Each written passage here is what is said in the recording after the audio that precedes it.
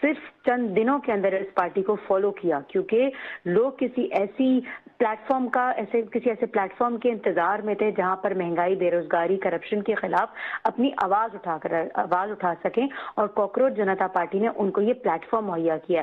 अब वो सिर्फ अपने वजीर तालीम के इस्तीफा का मुतालबा नहीं कर रहे, वो मोदी सरकार के इस्तीफे का मुतालबा कर रहे हैं। वही मोदी सरकार जिसके बारे में बराक ओबामा ने कहा कि ये माइनॉरिटी राइट्स की और ये अपने जो है वो अपने ह्यूमन राइट्स की वायलेशन कर रहे हैं। और हम तो कब से कह रहे थे पाकिस्तान, तो अब तो बराक ओबामा क्या, एमनेस्टी इंटरनेशनल ने भी जो है वो कॉकरोच जनता पार्टी के मुजाहिरीन पर लाठी चार्ज और आंसू गैस के इस्तेमाल पर तशवीश का इजहार किया है। क्योंकि जनाब वो तो पुरअमन एहतजाज कर रहे थे 23 दिन तक। तो उनकी 3 तलबा जो हैं, मनीष, अमीन और नेहा जिनके नाम है, और 28-29 साल के 3 तलबा थे जो कि बढ़ती फीसों के बारे जो है एहतजाज कर रहे थे, उनके ऊपर, तलबा के ऊपर जो है वो लाठी चार्ज कर रहे हैं और गैर मुतनासिब ताकत का इस्तेमाल किया गया है, सिर्फ इसलिए कि इनको पार्लियामेंट तक जाने नहीं दिया है और रुकावटें खड़ी की, आंसू गैस और लाठी चार्ज। ये वही मनाजिर हैं जिसके बारे भारत मजाक उड़ाता था अपने पड़ोसी ममालिक के। ये वही अब भारत के अपने अंदर हालात जो है वो इस नहज पर पहुंच चुके हैं।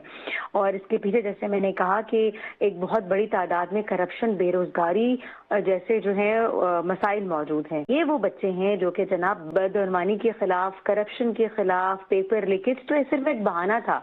मेडिकल के मुकाबले के इम्तहान में बदअनवानी तो तलबा की जो हलाकत, वो तो सिर्फ एक बहाना था। बेसिकली इसके पीछे पूरा बैकग्राउंड है। ये वो लावा था वक्त के साथ साथ जो पक रहा था और अब एकदम से फटा है। इसके पीछे बेरोजगारी है, इसके पीछे भारत के अंदर महंगाई है, इसके पीछे जेनजी बच्चा जो इतनी महंगी फीसें देकर पढ़ के निकलता है, पब्लिक यूनिवर्सिटीज में जो है उनको फंड्स गवर्नमेंट की तरफ से नहीं मिलते हैं, जिनकी फीस बढ़ जाती है।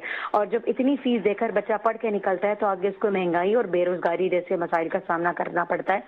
तो over the passage, over the years, जो मोदी सरकार के जो मतलब उनकी जो पॉलिसीज थी, ये उनका खमियाजा है जो अब जेनजी भुगत रही है। और ये वही मनाजिर हैं जो हमने नेपाल में और हमने बांग्लादेश में देखे थे, और वही मनाजिर भारत के दारुल हुकूमत हम दिल्ली में देख रहे हैं।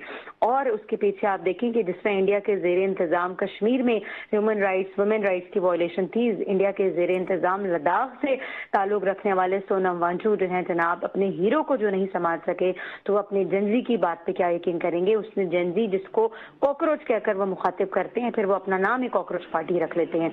और यहाँ से आप देखेंगे कि 50 लाख और कितनी ज्यादा बड़ी तादाद में लोगों ने सिर्फ चंद दिनों के अंदर इस पार्टी को फॉलो किया।